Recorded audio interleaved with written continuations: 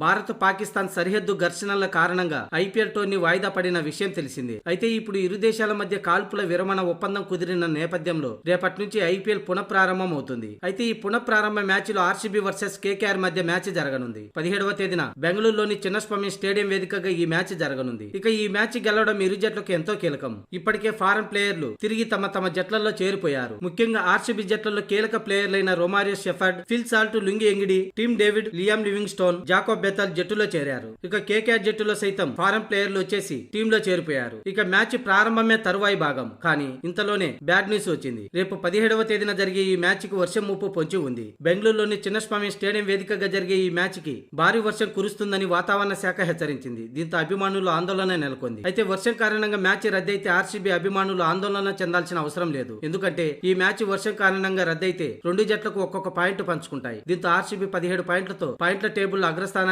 చేరుకోవడమే కాకుండా play of కు అర్హత సాధించిన మొదటి జట్టుగా నిలుస్తుంది. దీంతో ఆర్సీబీ మ్యాచ్ లో గెలిచినా లేదా వర్షం కారణంగా మ్యాచ్ రద్దయినా ప్లే ఆఫ్ కు అర్హత సాధిస్తుంది. కానీ కేకేఆర్ జట్టు పరిస్థితి దయనీయంగా ఉంటుంది. వర్షం కారణంగా మ్యాచ్ రద్దయితే ప్లే ఆఫ్ రేస్ నుంచి తప్పుకుంటుంది. ప్లే ఆఫ్ రేస్ నుంచి తప్పుకున్న 4వ జట్టుగా నిలుస్తుంది. 14వ తేదీన ఆర్సీబీ ఆటగాళ్లు బెంగళూరుకు చేరుకున్నారు. అయితే ఆటగాళ్లు వస్తుండగానే వర్షం ఘన స్వాగతం పలికింది. దీంతో రేపు 17వ తేదీన కూడా మ్యాచ్ కు వర్షం అంతరాయం కలిగించే అవకాశం ఉంది. వాతావరణ నివేదిక ప్రకారం మ్యాచ్ రోజున 75% వర్షం పడే అవకాశం ఉందని తెలుస్తుంది. మొత్తానికి వర్షం కారణంగా ఆర్సీబీకి వచ్చిన నష్టం ఏమీ లేదు. కానీ కేకేఆర్ కు మాత్రం ప్లే ఆఫ్స్ ఆశలు అడియాశలు అవుతాయి.